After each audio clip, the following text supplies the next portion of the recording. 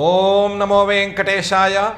దుస్వప్న దురితహరా సుస్వప్నస్యాపి నితరా గోవింద గోవింద.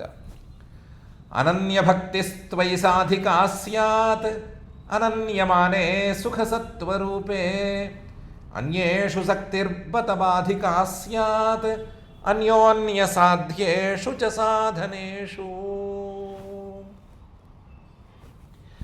అని కుబ్జానత పాదపద్మ అబ్జానత నేత్రపద్ముడైనటువంటి శ్రీనివాస పరమాత్ముని భక్తిగా మనసులో ప్రార్థించుకుంటూ శ్రీశుకుల వారు ఉపదేశం చేసిన శ్రీమద్భాగవత మహాగ్రంథం యొక్క అధ్యయన కార్యక్రమాన్ని మనం ప్రారంభించుకుందాము. యథాప్రకారం శ్రీ గణేశ ప్రార్థనాదులను చేసుకుని మంగళాచరణం చేసుకుందాము. శ్రీ గణేశ ప్రార్థన. అంతరాయ విరామాయ స్వాంతరోగ విముక్తయే అంతరాత్మ విహారాయ శ్రీ గణేశాయ తే నమః. శ్రీ గురు ప్రార్థన. గురుర్బ్రహ్మా గురుర్విష్ణు గురుర్దేవో మహేశ్వరః గురుః సాక్షాత్ పరం బ్రహ్మ తస్మై శ్రీ గురవే నమః. శ్రీనివాస ప్రార్థన. నభో వాయువగ్నిమూలాయ నభో వద్విసృతాత్మనే నభో మాసేతు పూజ్యాయ శ్రీనివాసాయ తే నమః. అథ సంకల్పః అస్మాకం ఉపాత్త సమస్త దురితక్షయద్వారా బుద్ధిశుద్ధ్యర్థం విద్యాభివృద్ధ్యర్థం భక్తిజ్ఞాన వైరాగ్యాది తదనుకూల సర్వసంపత్సమృద్ధ్యర్థం శ్రీ పరమేశ్వర ప్రీత్యర్థం శ్రీమద్భాగవత పాఠం కరిష్యామహే. అస్య శ్రీమద్భాగవత స్తోత్ర మహామంత్రస్య నారద ఋషిః బృహతి ఛందః శ్రీకృష్ణ పరమాత్మా దేవత బ్రహ్మబీజం భక్తిశక్తి జ్ఞానవైరాగ్యే కీలకం. అస్మాకం శ్రీమద్భగవత్ప్రసాదసిద్ధ్యర్థే పాఠే వినియోగః ధ్యానం నారాయణాశ్రమపదేషు చరేణ జేయం వ్యాసప్రసూతశుక సుశ్రమణైశ్చ దేయం జన్మాంతరార్జితఫలశ్రమభీతిహేయం నూనం జనా శృణుత భాగవతం సుగేయం. శ్రీ గురుభ్యో నమః. ధనుర్భంగం జరిగింది. ఆ ధనుర్భంగం తాలూకు శబ్దం కంసుడి దాకా వెళ్ళింది.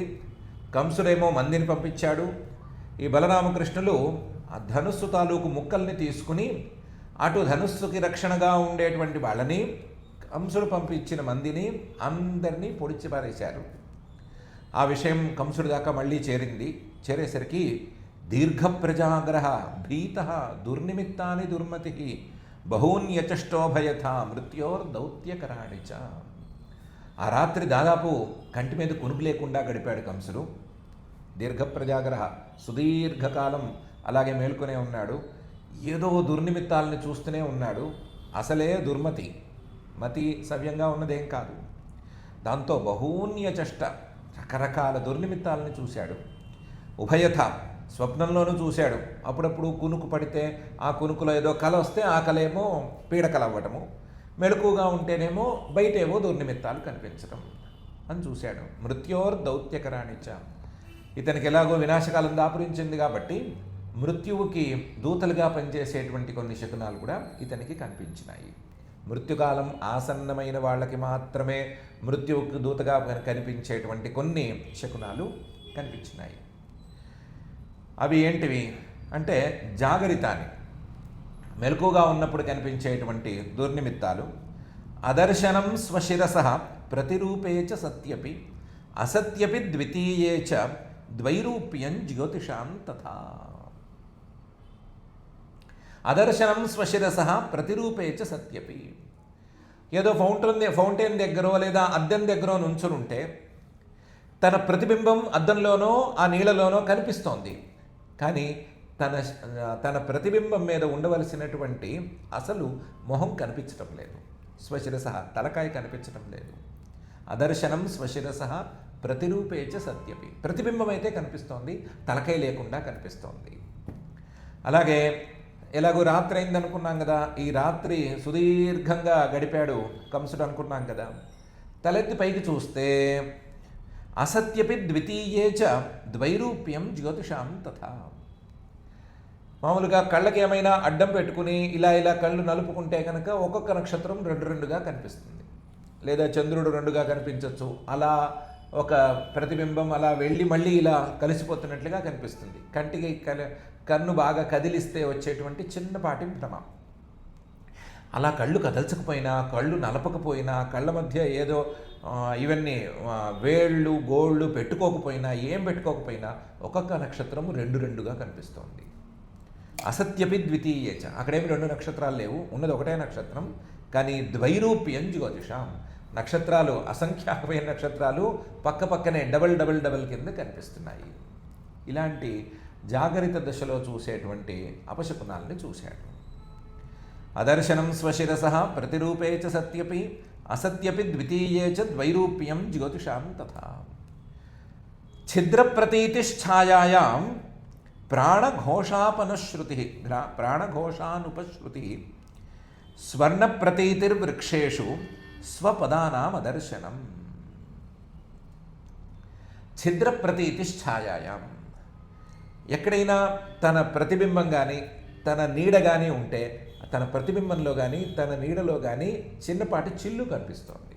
చిన్నదో పెద్దదో చిల్లు కనిపిస్తోంది. ఛిద్ర ప్రతీతి ఛాయాయాం. అలాగే మనం చెవులు మూసుకుంటేట జాగ్రత్తగా వింటే నిజంగానే అక్కర్లేదు, కొంచెం జాగ్రత్తగా వింటే లోపల ఒక చిన్నపాటి శబ్దం వినిపిస్తుంది.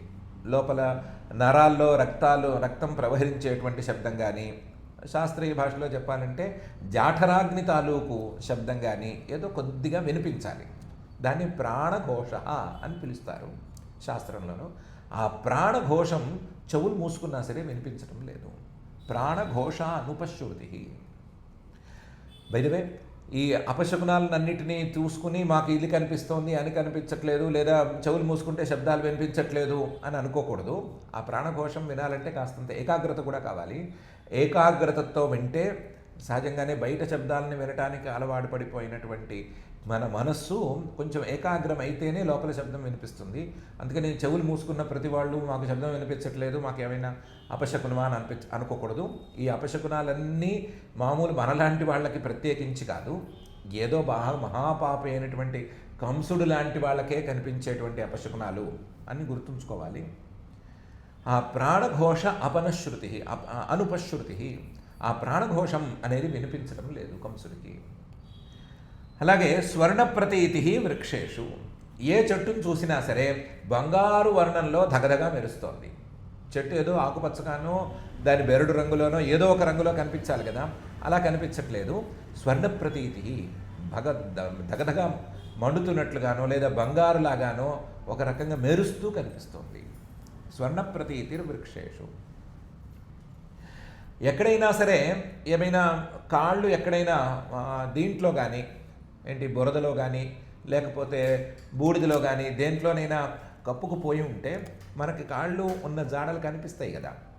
కాళ్ళు, దాని మీద ఉండే నరాలు కానీ లేకపోతే ఆ కాళ్ళ యొక్క ఆకారాలు కానీ కనిపిస్తాయి కదా. స్వపదానామ దర్శనం. కంసుడికి ఆ రోజు ఏదో పొరపాటున బురదలోనో ఎక్కడో కాళ్ళు పెట్టాడు, ఆ కాళ్ళు కనిపించట్లేదు. కాళ్ళు ఉన్న జాడలు కూడా కనిపించడం లేదు. ఎప్పుడైనా బురదలో కాళ్ళు పెడితే తెలుస్తుంది, అసహించుకోకుండాను. మన కాళ్ళు ఉన్న జాడలు కొంత తెలుస్తాయి. అదే బురద కదులుతున్నట్టుగా కానీ లేదా వేళ్ల తాలూకు చిన్న చిన్న అంచులు కానీ కనిపిస్తున్నట్లుగా కానీ తెలుస్తుంది. అది ఈరోజు కంసుడికి కనిపించడం లేదు. ఛిద్రప్రతీతిశ్ఛాయాయాం ప్రాణఘోషానుపశ్రుతి స్వర్ణప్రతీతిర్వృక్షేషు స్వపదానామ దర్శనం. ఇవన్నీ జాగ్రత్త కాలంలో ఉండేటువంటి అపశకునాలు, అవి కనిపించినాయి. ఇంకా స్వప్నంలో అయితే అప్పుడప్పుడు పొరపాటును కునుకు పడుతుంటే ఆ కునుకులో స్వప్నే ప్రేత పరిష్వంగ ఖరయానం విషాదనం యాయాన్నలద మాల్యేక తైలాభ్యక్త దిగంబర. ఇవి కనిపిస్తున్నాయి స్వప్నంలో. ఏదో పొరపాటున పాపం ఒకసారి కళ్ళు మూసుకున్నాడు, కునుకు పట్టింది.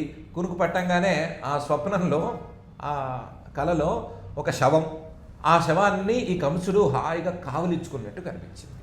స్వప్నే ప్రేత పరిష్వంగ. పోనీ వచ్చి అని ఒక్కసారి దిగ్గును లేచేసేసరికి కాసేపు మళ్ళీ జాగ్రత్త దుస్వప్న దుర్నిమిత్తాలేవో కనిపించినాయి. మళ్ళీ కాసేపటికి కునుకు పడితే ఈసారి ఖరయానం, గాడిద మీదెక్కి ఊరేగుతున్నట్టు కలొచ్చింది. ఆ కాస్త కునుకులోనే గాడిద మీదకి ఊరేగుతున్నట్టు వచ్చింది ఖరయానం. చేయని లేచేసేసరికి ఈసారి మళ్ళీ కునుకు పడితే విషాదనం, కూర్చొని వల ఏడుస్తున్నట్టు కల వచ్చింది. విషాదనం. ఇంతమందిని ఏడిపించిన కంసుడికి ఈరోజు తాను ఏడుస్తున్నట్టుగా తన కలలోనే వచ్చింది. ఈసారి చీయన లేచి మళ్ళీ కాసేపటికి ఏదో కొనుకు పట్టింది అనుకుంటే యాయాత్ నలదమాలి ఏకః. ఏదో మందార పూలు అంటాం కదా మనం, ఎర్రటి మందార పూలు, ఆ మందార పూల మాలని మెళ్ళో వేసుకుని ఎటో వెళుతున్నట్లుగా కలొచ్చింది. నిజానికి మందార పూలు మంచివే, పూజకి యోగ్యమైనటువంటి పూలే అవి. దాన్ని మాలగా చేసి మనుషులు వేసుకుని ఎటో వెళ్ళటం అనేది అంత మంచిది కాదని ఇందులో తెలుస్తోంది. మరి యాయాన్ నలదమాలి, అందులోనూ ఏకః, కూడా ఎవ్వరు లేరు. తైలాభ్యక్త, ఒళ్ళంతా నూనె పూసుకున్నాడు. ఒళ్ళంతా నూనె పోసుకున్నట్టు ఎలా తెలుస్తుందంటే దిగంబర, ఒంటి మీద నూలు పోగు లేదు కలలో, కంసుడి కలలో. కాబట్టి ఒంటి మీద నూలు పోగు లేకుండా మొత్తం దిగంబరంగా ఉన్నటువంటి ఒంటికి నూనె పూసుకుని, అందులో నువ్వుల నూనె పూసుకుని, ఓ మందారమాల మాత్రం మెడలో వేసుకుని, ఆ మందార పూల మాలతో ఒక్కడే ఎవ్వరూ లేకుండా ఎటో వెళుతున్నట్టుగా కల వచ్చింది. ఇది కూడా మంచి శకునం కాదు. ఈ శకునం కానటువంటి కళ ఈ కంసుడికి వచ్చింది. స్వప్నే ప్రేత పరిష్వంగ ఖరయానం విషాదనం యాయాన్ నలదమాల్యేక తైలాభ్యక్తో దిగంబర. అన్యాని చేత్థం భూతాని స్వప్నజాగరితాని చ పశ్యన్ మరణ సంత్రస్త నిద్రాం లేభే న చింతయ. అన్యాని చేత్థం భూతాని, ఇంకా చాలా చాలా ఉన్నాయి ఇలాంటివి, అవన్నీ కూడా వచ్చినాయి. స్వప్నాధ్యాయం అని అక్కడక్కడ కొన్ని విశేషాలు ఉంటాయి. ఆ స్వప్నాధ్యాయంలో పురుషం కృష్ణదంతం పశ్యతి, నల్లటి పళ్ళు ఉండేటువంటి మనిషిని చూస్తాడు అని ఏవేవో ఉన్నాయి, అవన్నీ వచ్చినాయి. ఇత్తం భూతాని, ఇటు స్వప్నంలోనూ వచ్చినాయి, అటు జాగ్రత్త మెలకుగా ఉన్నాను వచ్చినాయి. మెలకుగా ఉన్నప్పుడు ఏవో దుర్నిమిత్తాలు కనిపిస్తున్నాయి, చిచి అనుకుంటూ కళ్ళు మూసుకుని నిద్రపోదామని చూస్తే ఆ కులుకు పట్టినప్పుడు పీడకలలు వస్తున్నాయి. ఇవి చూస్తూ ఉంటే పశ్యన్, ఇవన్నీ చూస్తూ ఉంటే అతనికి మరణ సంత్రస్త, మరణం అనేది రూఢిగా తెలిసిపోయింది. నాకు మరణం దగ్గరలో దాపరించి ఉంది. ఇన్ని రకాల దుర్నిమిత్తాలు ఏకకాలంలో దాడి చేయటం అనేది జరగదు, నాకేదో ఉంది, కీడు ఉంది అని అనిపించింది. అది వచ్చేసరికి మరణ సంత్రస్త, భయపడిపోయాడు కంసుడు. నిజానికి కంసుడిలో దౌష్ట్యం కంటే మరణ భయమే ఎక్కువగా ఉంది. ఆ మరణ భయం కాస్తో కూస్తో మంచివాడిని కూడా పాడు చేసేసింది. ఆ మరణ భయమే ఇప్పుడు చాలా ఎక్కువైపోయింది, నీకు తప్పనిసరి అని అనిపించేసేస్తోంది. మరణ సంత్రస్త, దాంతో నిద్రాం నలేభే, నిద్రపోలేకపోయాడు. మనం అనుకున్న పీడకలలు కూడా ఏదో కునుకు పట్టినప్పుడు, నిద్ర పట్టినప్పుడు కాదు, ఏదో కునుకు అలా పట్టడం, ఓ పీడకల రావటం, దగ్గును లేచిపోవటం అనేది జరుగుతోంది. ఇది కాక చింత, ఏం చేయాలి ఇప్పుడు? ఇంతకుముందు అయితే పసిపిల్లలనైనా సరే నలిపేద్దామని అనుకున్నాడు, ఏదో చేద్దాం అనుకున్నంత చేశాడు, చేయగలిగినంత చేశాడు. ఇప్పుడు ఆ పసిపిల్లలు ఇద్దరు పెద్దవాళ్ళు అయ్యి వచ్చారు, వాళ్ళలో ఎవరొచ్చి ఏం మీద పడి ఏం చేస్తారో, ఏం కొడతారో అనే భయంతోనే రాత్రంతా గడిపాడు. అన్యాని చేత్థం భూతాని స్వప్నజాగరితాని చ పశ్యన్ మరణ సంత్రస్తో నిద్రాం లేభే న చింతయ. వ్యుష్టాయాం నిశి కౌరవ్యాం సూర్యే చాద్భ్య సముత్థితే కారయామాస వై కంసః మల్లక్రీడా మహోత్సవం. ఏదో కష్టం మీద ఈ రాత్రి గడిచింది అని అనుకున్నాడు. వ్యుష్టాయాం నిశి, కౌరవ్య, ఓ కురువంశంలో పుట్టినటువంటి పరీక్షిత్తు రాత్రి ఇంత సుదీర్ఘంగా నడిస్తే తెల్లవారుతూనే లేస్తూనే ఏం చేయాలి? ఏదో దేవుడి దగ్గరికి వెళ్ళి దండం పెట్టుకోవాలా, లేదా ఏదో స్నానమో పానమో చేసి దానమో ధర్మమో ఏదో చెయ్యాలా? ఇవేం చేయలేదు, బుద్ధి మారలేదు. మరణ భయం వచ్చినా సరే పుణ్యం చేసుకుందామనో, లేదా ఈ భయాన్ని దాటుదాము అనో, లేదా మరణం తథ్యమని అనుకుందామనో, ఇలాంటివేమీ అనుకోలేదు. నువ్వైనా చాలా గొప్పవాడివి, మరణ భయం వస్తూనే ఏదో మంచి పని చేద్దామని గంగా తీరంలో ప్రాయోపవేశం చేసి కూర్చున్నావు. నీ వంశం గొప్పది, నీ జన్మ గొప్పది కాబట్టి చేయగలిగావు. కంసుడు మాత్రం ఆ పని చేయలేకపోయాడు. సూర్యే చాభ్య సముత్థితే, సూర్యుడు అలా నీళ్లలోంచి పైకి వచ్చాడో లేదో, నీళ్లలోంచి పైకి రావటం, సముద్రంలోంచి అలా పైకి వచ్చినట్టు కనిపిస్తాడు కదా. ఎలాగూ మథురలో యమునా నది ఉంది, ఆ యమునా నది నీళ్లలోంచి అలా పైకి వచ్చినట్టు సూర్యుడు కనిపించాడో లేడో వెంటనే కంసుడు ఆజ్ఞాపించాడు. కారయామాస వై కంసః, ఏమని ఆజ్ఞాపించాడు? మల్లక్రీడా మహోత్సవం, మల్లక్రీడని ప్రారంభించండి అని మొదలుపెట్టాడు. మరి ఈ దుర్మార్గుడికి నిన్న మనం ఏ ధనుర్యాగం కోసమైతే ధనుస్సును మొదలుపెట్టి పూజ చేయటం అనేది పెట్టామో ఆ ధనుస్సు విరిగిపోయింది కదా. ఆ ఆ ధనుర్యాగం ఇంకా సాగటమా సాకపోవటమా, పెద్దవాళ్ళని అడుగుదామా అని అనిపించాలి కదా, అనిపించలే. రాత్రల్లా ఇన్ని పీడకలలు ఇన్ని దుర్నిమిత్తాలు కనిపించినాయి కదా, ఇప్పుడు అనవసరంగా ఆ కుస్తీల జోలికి వాటికి పోవటం ఎందుకు అని అనిపించాలి కదా, అనిపించలా. ఏదో మహోత్సవం మల్లక్రీడని చేసేద్దాము, మన యోధులు ఉన్నారు, కుస్తీ వస్తాదులు ఉన్నారు, వాళ్ళు ఈ బలరామకృష్ణుల్ని నిలపేయగలరు, నా మరణ భయాన్ని వీళ్ళు తీర్చగలరు అని అనిపించింది. మిగతా దేవుళ్ళు వాటి మీద కంటే కూడా ముందు నా వస్తాదులు నన్ను రక్షించగలరు అని అనిపించి మల్లక్రీడా మహోత్సవం కారయామాస. మల్లక్రీడ కుస్తీ పోటీలు లేదా కుస్తీ ఆటలు అనేటువంటి మహోత్సవాన్ని మొదలుపెట్టించాడు. పొద్దున్నే ఏంటి, సూర్యుడు అలా అలా పైకి లేవంగానే, అది సూర్యుడు పైకి లేచేటువంటి సమయం చాలా ప్రీషియస్ టైం, చాలా విలువైన కాలం. ఆ సమయంలో నిద్ర మెలకు రాకపోతే అది వేరే సంగతి, కానీ మెలకు వస్తే చాలా మంచి పనులు చేయొచ్చు. కాసేపు కూర్చుని ఏదో ధ్యానమో ప్రాణాయామమో ఏదో ఒకటి చేయొచ్చు, కాస్త సూర్యుని చూసి దండం పెట్టుకోవచ్చు. అవసరం ఉన్నవాళ్ళు, అవకాశం ఉన్నవాళ్ళు సంధ్యావందనం చేయొచ్చు. అవకాశం ఉన్నవాళ్ళు అంటే సంధ్యావందనం చేయవలసిన వాళ్ళు అని, వాళ్ళు సంధ్యావందనాలు చేసుకోవచ్చు, లేదా ఏదో ప్రార్థన చేసుకోవచ్చు, దేవుడి దగ్గర దీపం పెట్టుకోవచ్చు, లేదా తులసి కోట దగ్గర దీపం పెట్టుకోవచ్చు. చాలా మంచి పనులు చేయొచ్చు. ఈ కుస్తీల ఆట అనేది ఎవ్వరూ అడక్కర్లేదు, కానీ ఈ కంసుడు మాత్రం ఆ పని చేయించాడు. వ్యుష్టాయాం నిశి కౌరవ్య సూర్యే చాద్భ్య సముత్థితే కారయామాస వై కంసః మల్లక్రీడా మహోత్సవం. ఆనర్చు పురుషారంగం తూర్య భేర్యశ్చ జఘ్నిరే మంచాశ్చాలంకృతాస్రగ్భిః పతాకా చైలతోరణై. దాంతో మల్లక్రీడని రాజుగారు ఆజ్ఞాపించారు అనగానే అబ్బో పురుషాహ, ఈ రాజపురుషులు, రాజుగారి సేవకులు చాలామంది ఉన్నారు కదా, వాళ్ళందరూ రంగమానర్చు, ముందసల గోదాన్ని బాగా అలంకరించారు. అలంకరించడం మాత్రమే కాదు, మల్లక్రీడలు మొదలవుతున్నాయి అని చెప్పడానికి వీలుగా తూర్య భేర్యశ్చ జఘ్నిరే, తూర్యాలు అంటే బాకాలు ఊదారు, భేర్య భేరులు అవన్నీ వాయించి మల్లక్రీడలు మొదలవుతున్నాయి అనే గుర్తుగా శబ్దాలు చేశారు.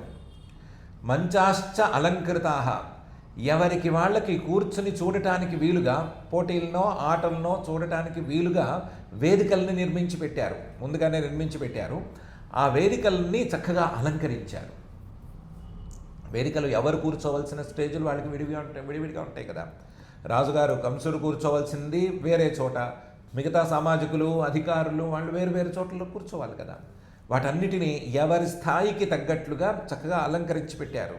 మంచాశ్చ అలంకృతా సగ్భిః పతాకా చైల తోరణై, కొన్ని చోట్ల పతాకలు కట్టారా, కొన్ని చోట్ల అందమైన వస్త్రాలని కట్టారా, లేదా తోరణాలను కట్టారా, జెండాలు పాతారా, చాలా అలంకారాలు చేశారు. ఆనర్చు పురుషారంగం తూర్యభేర్యశ్చ జఘ్నిరే మంచాశ్చాలంకృతాస్రగ్భిః పతాకా చైలతోరణై. తేషు పౌరాజానపదాః బ్రహ్మక్షత్ర పురోగమాః యథోపజోషం వివిషుః రాజానశ్చ కృతాసనాః. కొంతమందికి సహజంగానే కుస్తీ పోటీలు ఒకడొకడు కొట్టుకుంటుంటే ఉండేటువంటి వాటిని చూడడానికి పెద్దగా ఉత్సాహం ఉంటుంది. రెజ్లింగ్స్ బాగా చూసేవాళ్ళు చాలామంది ఉంటారు. వాళ్ళందరూ పొలం అంటూ పరిగెత్తుకుంటూ వచ్చారు. పౌరాహ, పురంలో మథురలో ఉండేటువంటి వాళ్ళు, జానపదాహ, ఈ ధనుర్యాగాన్ని చూడటం కోసమే వచ్చిన చుట్టుపక్కల పల్లెటూళ్ళు వాళ్ళు, వీళ్ళందరూ పొలం అంటూ పరిగెత్తుకొచ్చారు. బ్రహ్మక్షత్ర పురోగమాహ, అందులో అనుష్ఠానాలు కాస్త తగ్గించుకొచ్చిన వాళ్ళు, తర్వాత చేసుకోవచ్చులే, ముఖ్య కాలాతిక్రమణం తర్వాత చూసుకోవచ్చులే, ప్రాయశ్చిత్తాలు చేసుకుని తర్వాత చేసుకోవచ్చులే అనుకున్న వాళ్ళు, అన్ని రకాల వాళ్ళు ఉన్నారు. బ్రాహ్మణులు ఉన్నారు, క్షత్రియులు ఉన్నారు, అందరూ ఉన్నారు, అందరూ వచ్చారు, అన్ని రకాల వాళ్ళు వచ్చారు.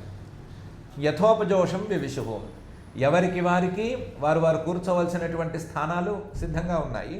అందుకని వాళ్ళు కూర్చోవలసిన స్థానాల్లో సుఖంగానే కూర్చున్నారు.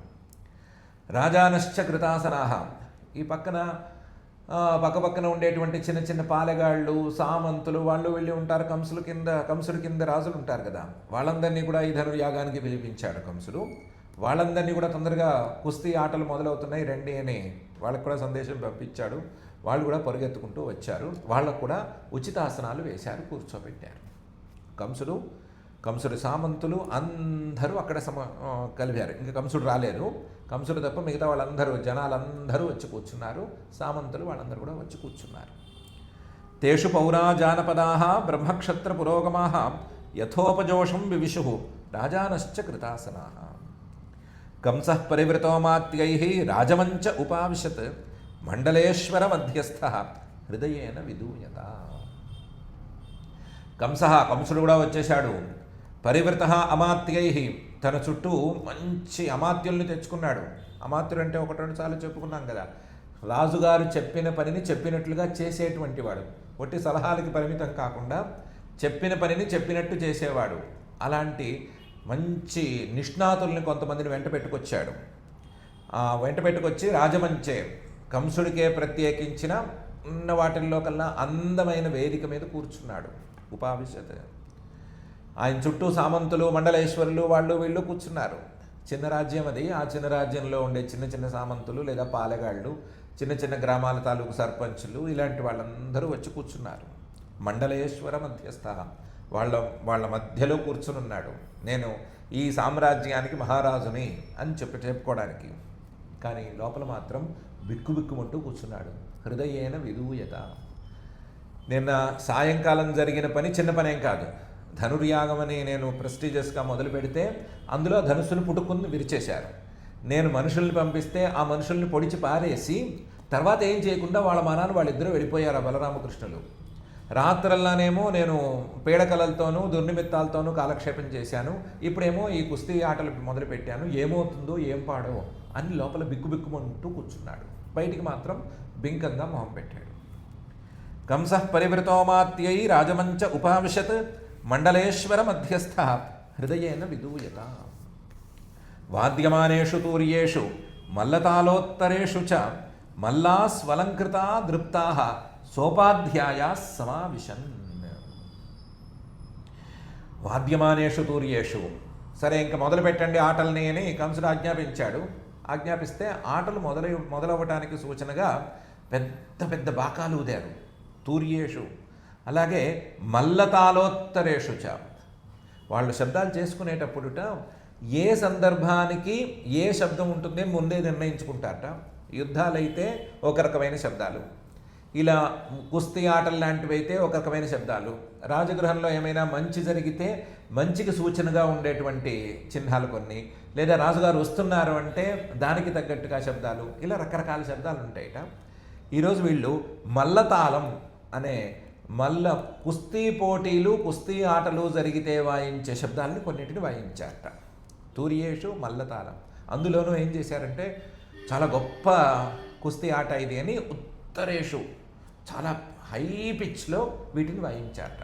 చాలా గొప్ప ఆటలు, గొప్ప పోటీలు మన రాజ్యంలో జరుగుతున్నాయి అని రాజ్యంలో ఉన్న వాళ్ళందరికీ తెలిసేందుకు వీలుగా, ఎంతమందికి వినిపిస్తే అంతమందికి తెలిసేందుకు వీలుగా వాయించారు. దాంతో మల్లా స్వలంకృత, ఈ కుస్తీ వస్తాదులందరూ కూడా బాగా అలంకారాలు అవి చేసుకుని రకరకాల అలంకారాలు చేసుకొస్తారు. వాళ్ళు అలంకారాలను అక్కడ విప్పి తర్వాత గోదాలోకి వెళ్తారు కదా, వచ్చి ఆ గోదా చుట్టూ మూగారు. స్వలం దృప్తా, ఒక్కొక్కడికి దర్పానికి తక్కువేమీ లేదు. బలరామకృష్ణులు వచ్చి నలిపేంత వరకు వీడు గర్వం అనేది అలాగే ఉంటుంది. దృప్తా, వీళ్ళు వచ్చారు. సోపాధ్యాయ, కుస్తీ మాత్రమే కాకుండా ఆ కుస్తీ పోటీదారు తాలూకు ట్రైనీ, లేకపోతే కుస్తీ పోటీదారు తాలూకు కోచ్ కూడా వచ్చాడు. సోపాధ్యాయ, మల్లోపాధ్యాయుడు కూడా వచ్చాడు. దాంతో ఒక వస్తాదు, ఆ వస్తాదు పక్కనే కోచ్, అలా ఇద్దరిద్దరే చొప్పున వచ్చి ఆ గోదా చుట్టూ మూగారు. సోపాధ్యాయ సమావిశన్. చాణూరో ముష్టిక కూట శలస్తోషల ఏవచ త ఆసేదురుపస్థానం వల్గువాద్య ప్రహర్షిత. ఒక్కొక్కడు వస్తుంటే ఆ ఒక్కొక్కడు వచ్చిన దానికి వచ్చే సమయంలో వాడి నడకకి దానికి తగ్గట్టుగా వీళ్ళు బీటు వాయించటము, వాడేమో ఆ బీటుకు తగ్గట్టుగా కొంచెం డ్యాన్సింగ్లోనూ కొంచెం దర్పంగానూ రొమ్ము విరుచుకుంటూ ముందుకు రావటం అనో చిన్న ఉత్సవం జరిగింది.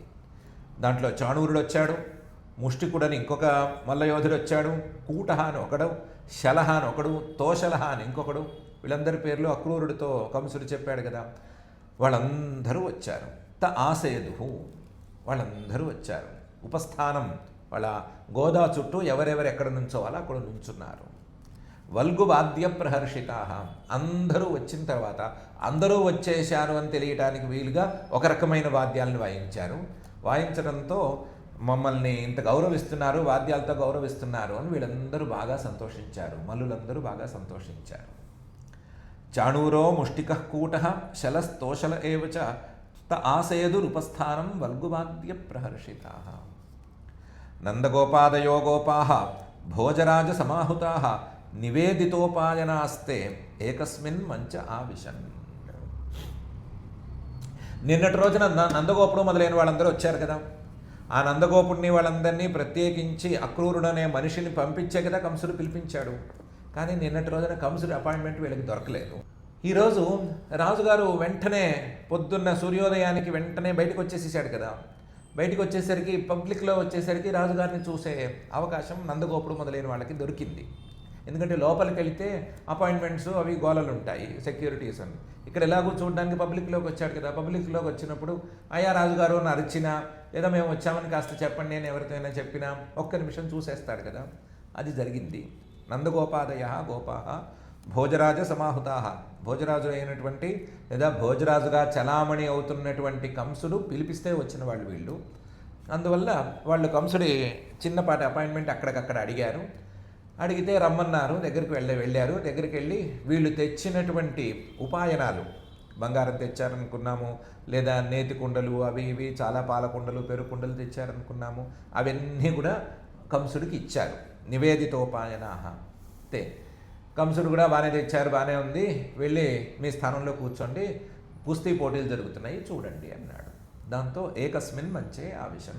వీళ్ళందరూ కూడా నందగోపుడు మొదలైన వాళ్ళందరూ కూడా ఒక చోటుకి వెళ్ళి వాళ్ళకి ఎక్కడ చోటు చూపించారో అక్కడికి వెళ్ళి కుస్తీ పోటీలు చూడడానికి కూర్చున్నారు. వీళ్ళంటే నందగోపుడు మొదలైన వాళ్ళంటే సూర్యోదయానికి ఇక్కడికి వచ్చేశారు. ఎందుకు వచ్చారంటే ఈ కంసుడిని చూడటమే కదా వీళ్ళకి ప్రధానమైన పని. మేము వచ్చాము, మీకు ఏదో తెచ్చాము, మీకు సమర్పించుకోవడం అని చెప్పుకోవడమే కదా ప్రధానమైన పని. ఆ పని రాజుగారు వస్తున్నారని తెలిసినప్పుడు వెంటనే చేయాలి. కాబట్టి ఏవో చేయవలసిన సంధ్యావందనాలో పూజలో పునస్కారాలు తొందరగా పూర్తి చేసుకుని వచ్చారు. వచ్చి వీళ్ళు అనుకున్నట్టుగా కంసుడిని చూసి తెచ్చినవన్నీ ఇచ్చేసి ఓ మూల కూర్చున్నారు. నందగోపాదయో గోపా భోజరాజ సమాహుతాః నివేదితోపాయనాస్తే ఏకస్మిన్ మంచ ఆవిశన్ అని శ్రీ శుకుల వారు చెప్తున్నారు. దీంతో దశమస్కంధంలోని పూర్వార్ధంలోని మల్లరంగోపవర్ణనం అనేటువంటి 42వ అధ్యాయం ఇక్కడికి పూర్తయింది. 38 శ్లోకాలు ఉన్నాయి. ఈ 38 శ్లోకాలు ఉన్నటువంటి ఈ అధ్యాయంలో ప్రధానంగా కుబ్జని అనుగ్రహించటము, ఆ కుబ్జానుగ్రహం తరువాత బలరామకృష్ణులు ఇద్దరు వెళ్ళి ధనుర్భంగం చేసేసేయటము, ధనుర్భంగం చేసి కంసుడు పంపించినటువంటి రాజపురుషులందరినీ సంహరించేసేయటము, దాంతో కంసుడికి రాత్రంతా నిద్ర పట్టక పీడకలలు వచ్చి నానాహింస పడటము, మరుసటి రోజున కుస్తీ పోటీల్ని ప్రారంభించటము, ఆ కుస్తీ పోటీల్ని ప్రారంభించిన సమయంలో నందగోపుడు మొదలైన వాళ్ళందరూ కూడా వచ్చి అక్కడ కూర్చోవటము అనేటువంటి అంశాలు ఇందులో ఉన్నాయి. ఇందులో మనకి ఈ దుస్వప్న దర్శనం కానీ లేదా ఇది దుర్నిమిత్త దర్శనం అనేది కానీ కొంచెం డిస్టర్బింగ్గా ఉంటుంది. అమ్మో ఇందులో ఏమైనా మనకు కనిపించిందా అని సందేహం వస్తుంది, కనిపిస్తే అమ్మమ్మో ఏదో అయిపోతుందేమో అని భయం కలుగుతుంది. అలాంటి భయపడటానికి వీలుగా ఈ దుస్వప్నాలని పీడకలనల్ని వాటిని చెప్పలేదు. మహాపాపులైనటువంటి వాళ్ళు పాపమే జన్మంతా చేసుకుంటూ పోతూ ఉంటే చివరి దశలో మరణం అనేది వాళ్ళకి భయంకరంగా కనిపిస్తూ ఉంటుంది. కాబట్టి అలాంటి పాపాల జోలికి పోకూడదు. మరీ పసిపిల్లల్ని కూడా నలిపేసేంత మహాపాపానికి ఏం ఒడిగట్టనక్కర్లేదు. ఆ పాపాలు చేస్తే చివరి క్షణంలో బిక్కుబిక్కుమంటూ ఏదో దుర్నిమిత్తాలు చూశాను, పీడకలలు వచ్చినాయి, అది వచ్చింది ఇది వచ్చింది, ఓడిపోతున్నాను అని అనుకుంటూ ఇబ్బంది పడవలసి వస్తుంది. అలాంటి పనులు చేయకూడదు అని చెప్పడానికి మాత్రమే శ్రీ శుకుల వారు ఈ సంగ్రహంగా చెప్పినటువంటి దుర్నిమిత్త దుస్వప్న వర్ణనం అనేదాన్ని చేశారు. అంతే తప్ప ఇందులో ఏదో ఒకటి మనకు కనిపించిందని, మనకు కాస్త చత్వారం ఉంటే నక్షత్రాలు 2:40 కనిపిస్తాయి, లేదా ఇంకోటి ఏదో ఉంటే ఇంకో రకంగా కనిపిస్తాయి. కాబట్టి ప్రతిదాన్ని తీసుకుని భయపడనక్కర్లేదు, భయపడటానికి కాదు. ఆ భయపడటానికి ముందు ఉండే పాపం అనే దాని జోలికి పోకూడదు అనే మాట మనం గట్టిగా మనసులో అనుకుందాము. ఎలాగో పాప సంకల్పాలని వదిలిపెట్టుకుని భగవంతుడి మీద ప్రేమని భక్తిని పెంచుకోవడానికే ఈ కార్యక్రమాన్ని మనం చేసుకుంటున్నాం. కాబట్టి మనకి ఆ పాప సంకల్పాలన్నింటినీ పోగొట్టి మన మనసులో ఆ భగవంతుడి మీద భక్తి, ఆయన చెప్పినటువంటి ధర్మం మీద ఆసక్తి, ఈ రెండూ కలిగించమని కుబ్జానత పాదపద్మ అబ్జానన నేత్రపద్ముడైనటువంటి శ్రీనివాస పరమాత్మని భక్తిగా ప్రార్థించుకుందాం. ప్రార్థించుకుని మనం ఇప్పటికీ ఈ రోజుకి ఈ కార్యక్రమం పూర్తి చేసుకుందాం. మధ్యలో చాలా రోజులు విఘ్నం వచ్చింది, అకారణ విఘ్నం, అసలు కారణం అనేదే లేదు. చెప్తే నవ్వుల పాలు కావాల్సినటువంటి చిన్న చిన్న విఘ్నాలు, కానీ విఘ్నం ఆపేసింది, వేరే ఏం చేయలేకపోయాము. మళ్ళీ మొదలు పెట్టుకున్నాము. ఇది నిర్విఘ్నంగా సాగాలి అని శ్రోతలందరూ కూడా గణపతిని, ఆ శ్రీనివాస పరబ్రహ్మని గట్టిగా ప్రార్థించుకోవాలి. ఇప్పటికైతే క్షమా ప్రార్థనాదులను చెప్పుకుని ఈ కార్యక్రమాన్ని ఆపుకుందాం. అథ క్షమా ప్రార్థన. యదక్షరపదభ్రష్టం మాత్రాహీనం చ యద్భవేత్ తత్సర్వం క్షమ్యతాం దేవ నారాయణ నమోస్తుతే. అథ భగవత్ సమర్పణం. కాయేన వాచా మనసేంద్రియైర్వా బుద్ధ్యాత్మనా వా ప్రకృతే స్వభావాత్ కరోమి యద్యత్ సకలం పరస్మై నారాయణాయేతి సమర్పయామి. అథ లోకక్షేమ ప్రార్థనా. సర్వే భవంతు సుఖినః, సర్వే సంతు నిరామయాః, సర్వే భద్రాణి పశ్యంతు, మా కశ్చిద్ దుఃఖభాగ్ భవేత్.